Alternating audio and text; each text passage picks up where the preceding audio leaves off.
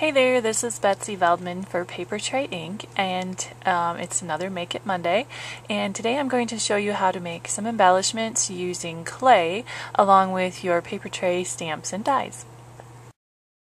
Alright, so I'm starting out with some clay. This is actually some Fimo clay.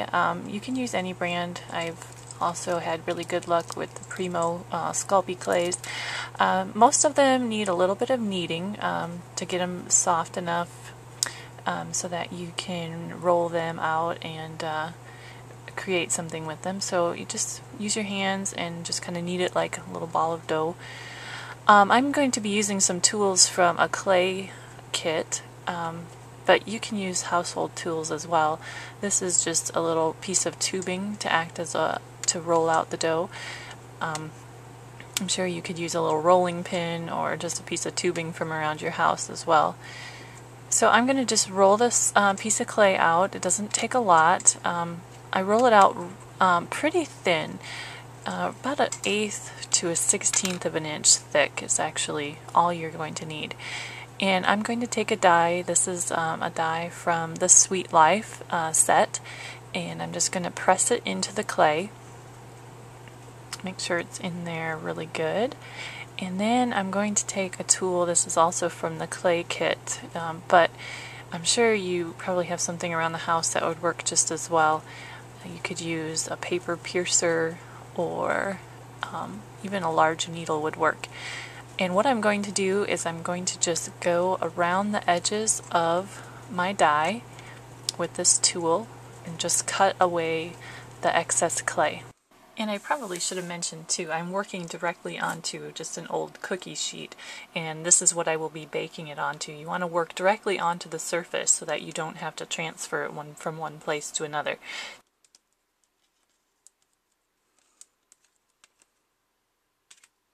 I'm going to go around it one more time with this tool just to make sure I've got the edges nice and smooth.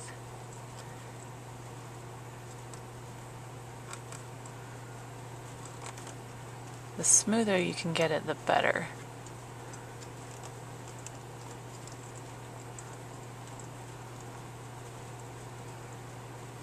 You can see I did get a few extra little pieces off from the edge there.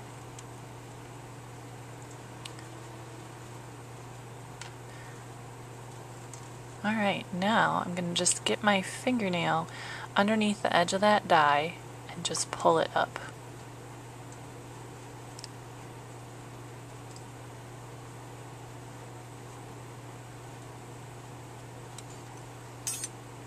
And there we have our basic shape.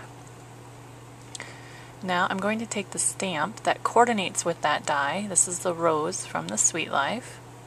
And I'm actually going to ink it up. I'm going to be using some Scarlet Jewel ink, which is a darker tone than our clay.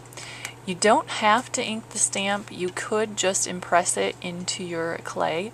I really like the extra bit of depth and contrast that you get from when you ink the stamp. I think it gives even a more dramatic look. So just go ahead and I'm going to press that right into the clay. You want to put quite a bit of pressure on it, and as even as pressure as you can get so that that impression is nice and even and fully impressed onto your clay. And that's all there is to it. And then you can just go ahead and follow the manufacturer's instructions on the package as for baking time and temperature, and just use a spatula to remove it from your cookie sheet once you're finished.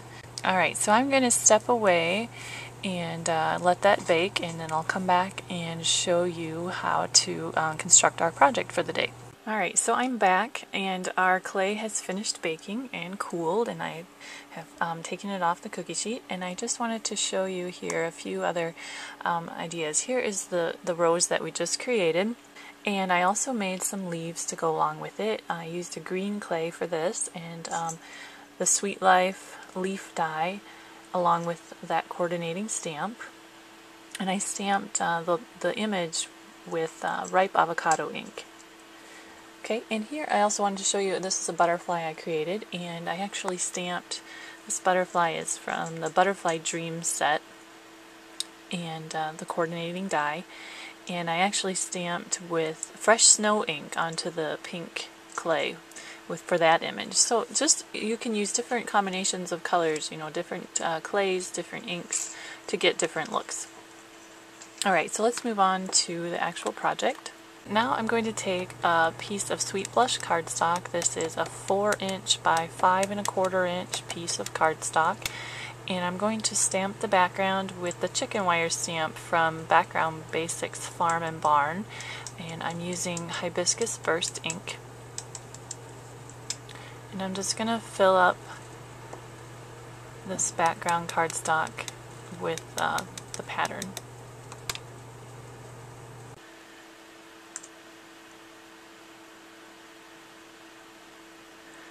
Alright, so our background is finished. I'm going to stamp the sentiment. This is from the Sweet Life set, and I'm going to stamp it in the lower right corner using some ripe avocado ink.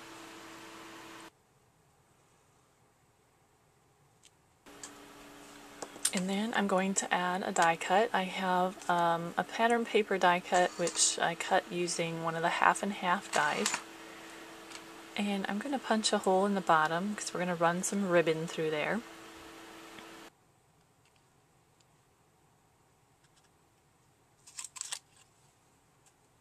And then what I'm going to do is I'm going to take a scarlet jewel button, and I'm going to thread some twine through the holes.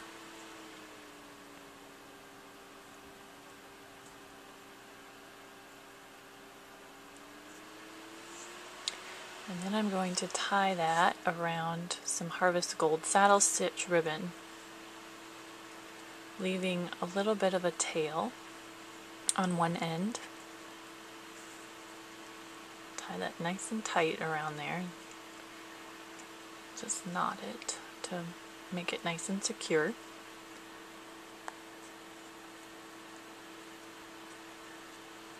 And trim my twine a little bit. And then I'm going to take that tail and I'm going to put it through the hole that I just punched, right up to the button.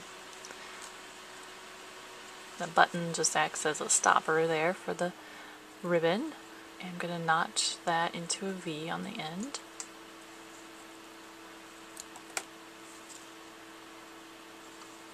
I can take a little bit of adhesive and put a row right down the center and just adhere the ribbon right along the center there.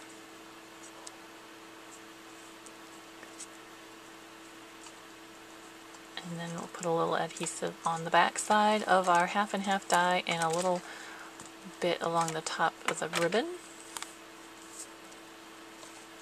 I'm going to adhere that just a little bit off to the left of center on our stamped panel. Trim off that excess ribbon and fold it around to the back side.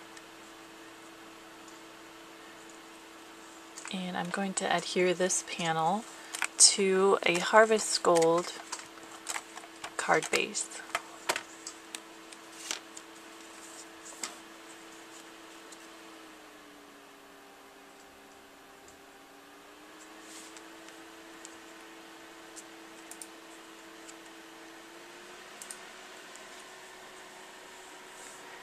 Alright, and then I'm going to take our clay embellishments, and the rose I'm going to adhere with some foam.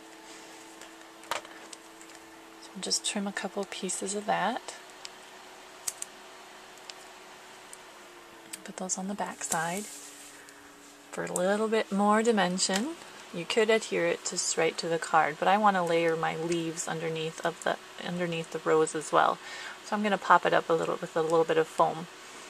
Alright, and then for my leaves I'm going to use just a liquid adhesive. Put a little dab on each leaf, and I'm going to just slip them under our rose. That foam gave just the right amount of dimension so that I can slip these leaves underneath. Alright, just another fun way to use your stamps and dies. Really, the possibilities are endless. So thanks for joining me today. This has been Betsy Veldman for Papertrey Inc. Have a great week, everybody. I can't wait to see your projects.